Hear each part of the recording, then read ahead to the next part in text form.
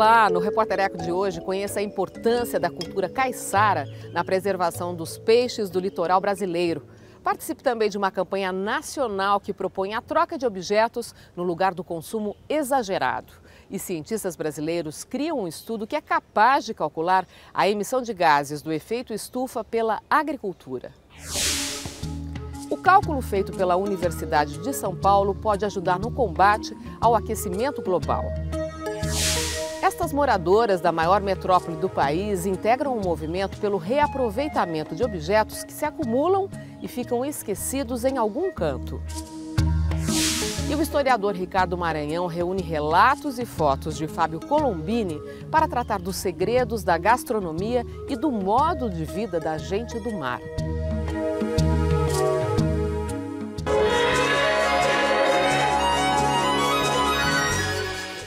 Pesquisadores da Universidade de São Paulo descobriram uma fórmula para calcular o quanto o solo cultivado emite de gases que intensificam o efeito estufa da terra.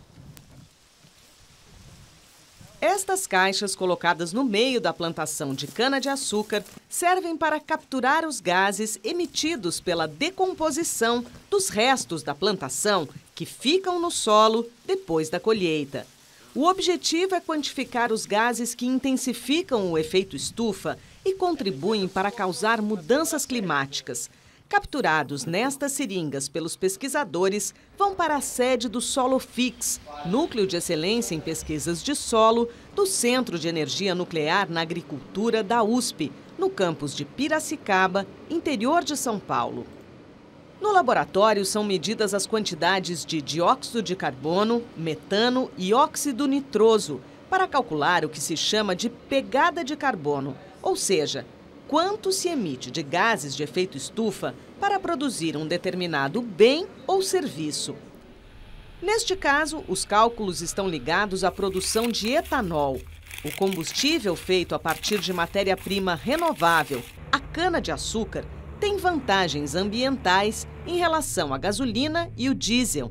Esses combustíveis fósseis, derivados do petróleo, poluem a atmosfera quando geram energia para fazer com que os motores funcionem.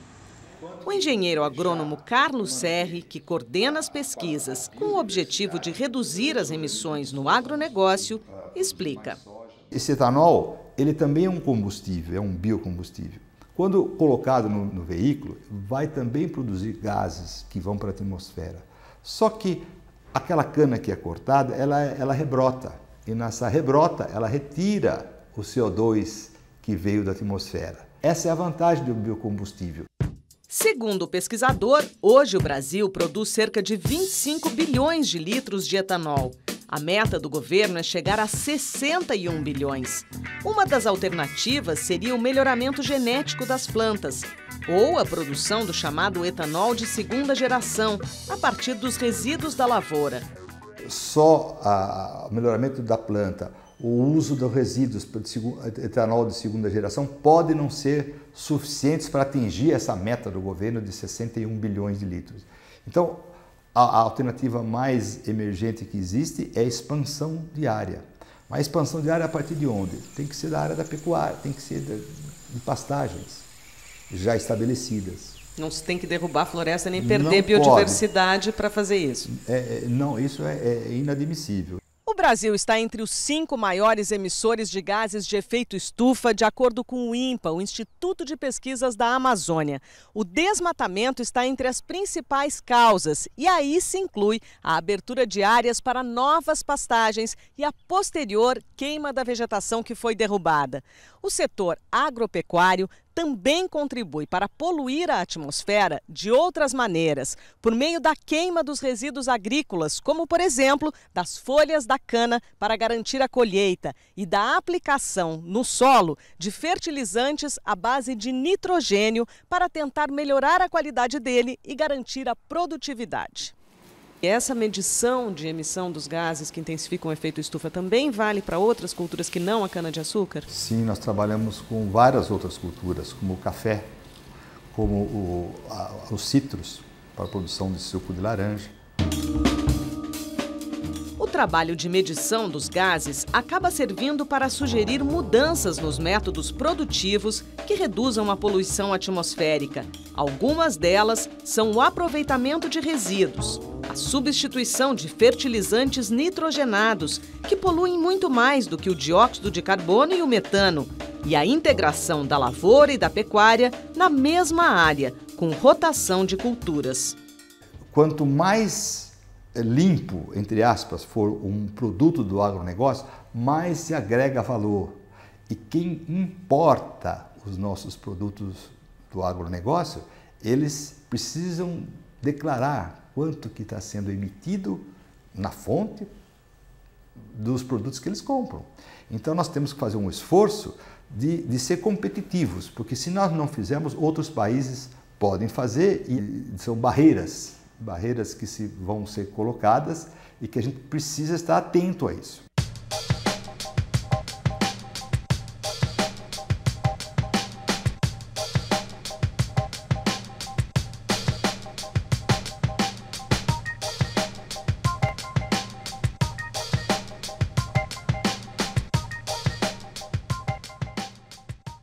Agora você acompanha fatos e pesquisas na área de meio ambiente que tem destaque aqui no Repórter Eco. A energia eólica poderá suprir cerca de 19% de todo o consumo mundial de energia até 2030. É o que avalia um estudo realizado por pesquisadores da ONG ambientalista Greenpeace. Para que isso aconteça, a produção da energia gerada pela força dos ventos precisa crescer 530%, segundo o documento. Atualmente, as usinas eólicas representam pouco mais de 3% da eletricidade do planeta. A China e os Estados Unidos, os maiores poluidores do mundo, poderiam reduzir em 1/4 as emissões de gases do efeito estufa até o ano 2020. A recomendação é que os dois países adotem práticas da economia verde. Os cientistas da ONU indicam cortes profundos, especialmente nas emissões por queima de carvão e petróleo. São algumas das medidas em negociação para um novo pacto internacional, capaz de conter as mudanças climáticas da Terra. O governo de São Paulo sanciona a lei que proíbe a criação e manutenção de animais para uso de pelo. O projeto aprovado na Assembleia prevê multa de cerca de R$10 mil para quem for pego em flagrante. O valor da multa dobra em caso de reincidência. O jornalista Washington Novaes recebe a comenda da Ordem do Mérito Cultural 2014. A condecoração é concedida pelo Ministério da Cultura a personalidades, órgãos e entidades públicas e privadas, nacionais ou estrangeiras. É um reconhecimento pelas contribuições à cultura brasileira. Esta é a segunda vez que o jornalista recebe a comenda. A primeira foi em 1994. O Repórter Eco vence o 11º Prêmio de Jornalismo da ABCIP, Associação Brasileira das Entidades de Crédito Imobiliário e Poupança, na categoria Televisão. A reportagem premiada foi Retrofit, de Márcia Bongiovanni. A matéria fala sobre a recuperação e revitalização de prédios antigos do centro de São Paulo. Aguarde, porque tem mais! O novo trabalho do historiador Ricardo Maranhão mostra que o modo de vida e a gastronomia caiçara ajudam a conservar a diversidade de peixes do litoral brasileiro. E a seguir, as feiras de troca de objetos se espalham pelo país. É o movimento pelo consumo consciente. O Repórter Eco volta daqui a pouco.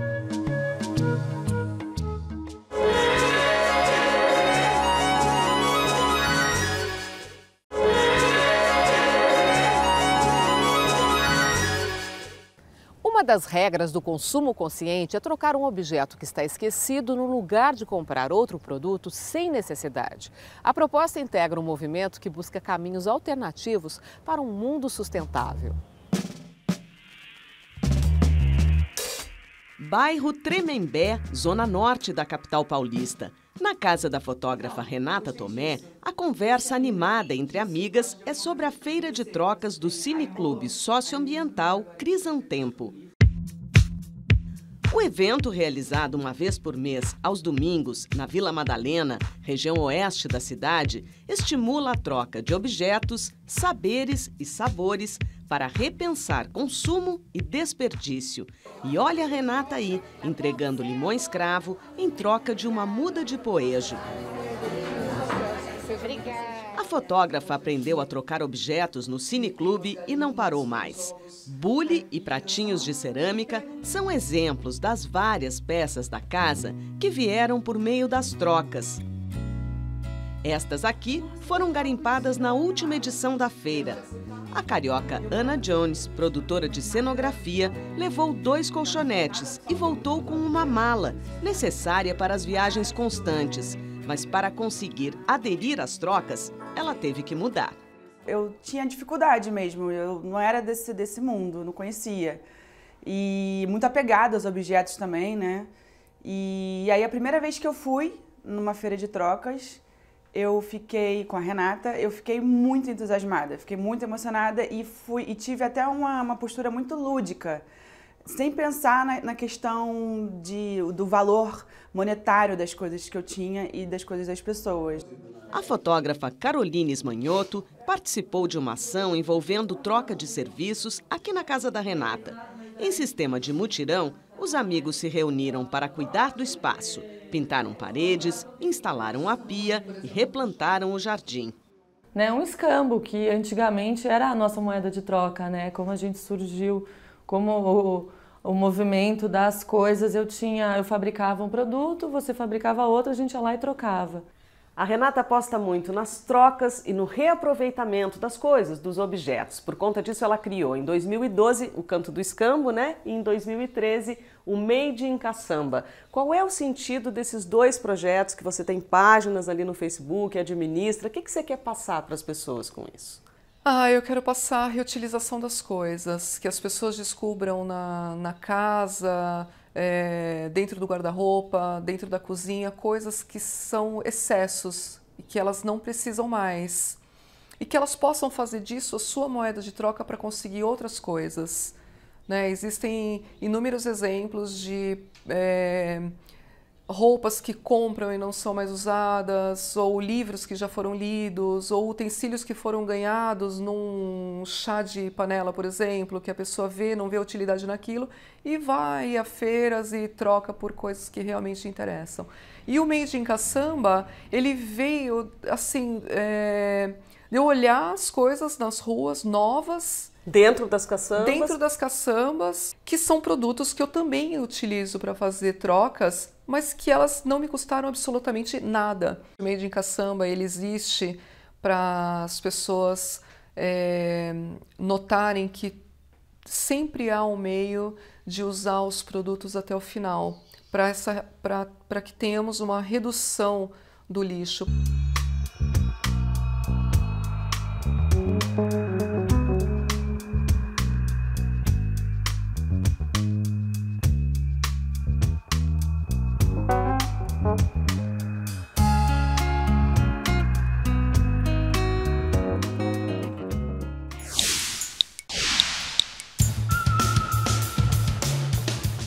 Está a cada dia mais preocupante a situação na área do lixo e de outros resíduos perigosos para a saúde humana. Ainda há poucas semanas foram condenadas a pagar indenizações a empregados 2 empresas de produtos à base de amianto, principalmente telhados e caixas d'água. Material reconhecido como, abre aspas, altamente cancerígeno, fecha aspas, pelo Instituto Nacional do Câncer, que o considera capaz de provocar câncer do pulmão, da laringe e do trato digestivo, entre outros dramas. Também a União e a Comissão Nacional de Energia Nuclear foram condenadas a pagar indenização a um policial militar que desenvolveu câncer na bexiga e outras doenças ao atuar na guarda de rejeitos contaminados pelo césio num acidente em Goiânia. A União também não cumpre ainda decisão da Justiça Federal que a obriga a implantar um depósito final para os rejeitos radiativos das usinas de Angra dos Reis. E nenhum país no mundo encontrou solução para esse tipo de problema. Mas continuamos a construir a usina Angra 3 e planejar outras 8. E não damos solução para outros tipos de lixo tóxico. Se a sociedade não exigir, nada vai acontecer.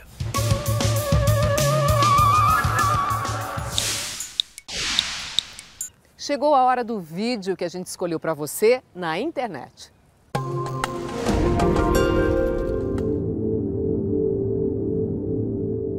Deserto do Atacama, no norte do Chile. Um lugar raro no mundo para observar o mais belo céu noturno.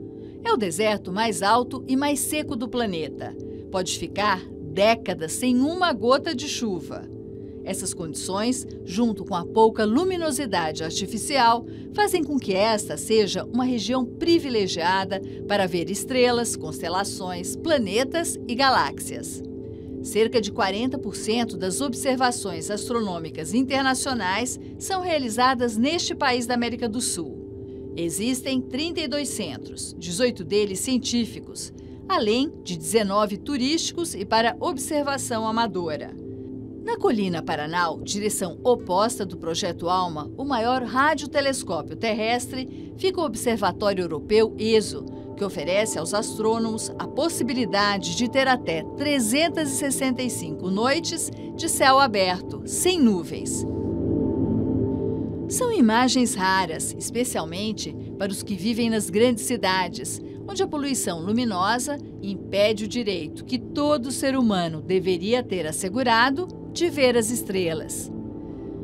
Uma visão deslumbrante, que parece filme de ficção científica, em meio ao deserto mais árido da Terra.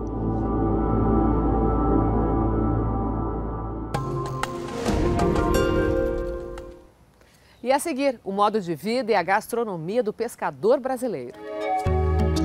A cultura caiçara é o tema do novo trabalho do historiador Ricardo Maranhão, que reuniu fotos de Fábio Colombini. O Repórter Eco volta daqui a pouco.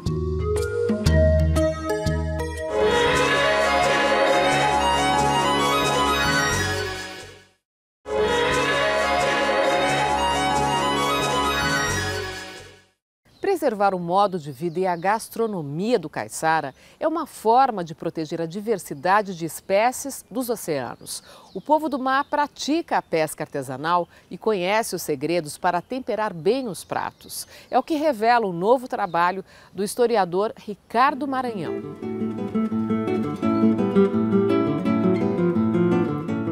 As fotos de Fábio Colombini, que registra a natureza brasileira há 30 anos, e os relatos do historiador Ricardo Maranhão, professor de História da Gastronomia, se unem em Gente do Mar, vida e gastronomia dos pescadores brasileiros.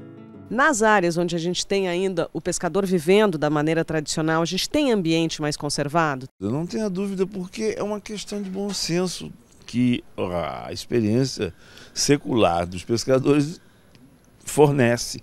Bom senso, não vamos destruir aquilo que nos permite viver.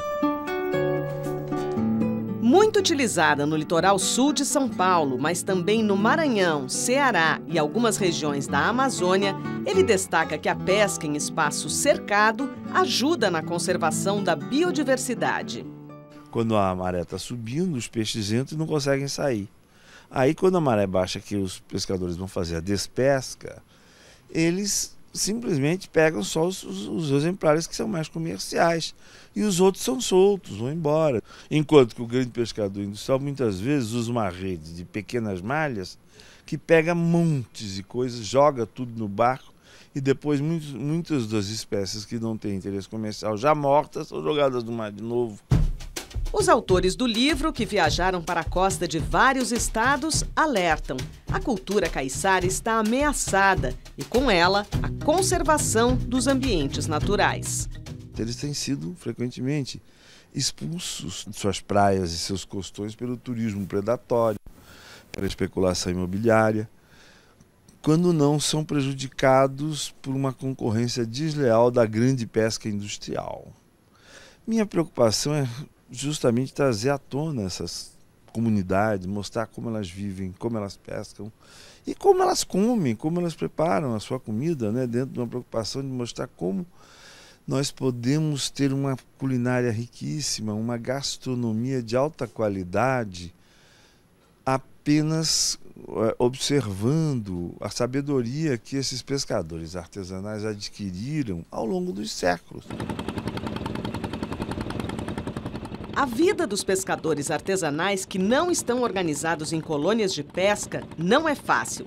Além de trabalhar duro e ver o lucro ir para os atravessadores, muitos são vítimas da violência.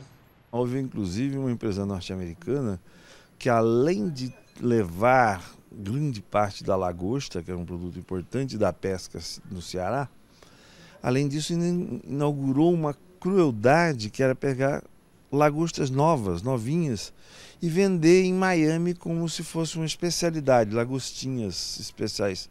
Mas é uma coisa cruel, violenta, de uma agressão ao meio ambiente, e que 2 pescadores que tentaram impedir isso foram assassinados a tiros. Aí a justiça norte-americana entrou na jogada, aí a justiça brasileira se viu mais mobilizada a entrar também e conseguiram expulsar a tal empresa.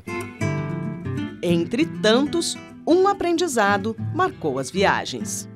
A gente sente que esse destino, o destino da preservação do pescado, da pesca de boa qualidade no Brasil e da melhoria do consumo de algo que é tão bom do ponto de vista nutricional, de saúde, está vinculado a se eleger os próprios pescadores artesanais como os grandes conservadores do meio ambiente.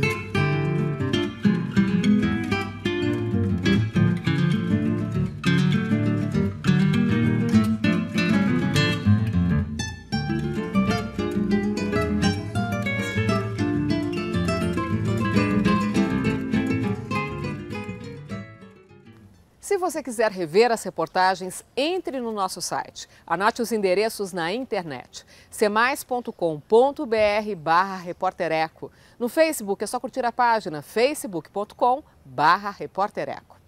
E o programa de hoje encerra com mais uma frase de sabedoria do escritor uruguaio Eduardo Galeano. O texto é citado no livro Os Filhos dos Dias. A cada dia nasce uma história porque somos todos feitos de átomos, mas também somos feitos de histórias. A gente se encontra no próximo Repórter Eco. Até lá!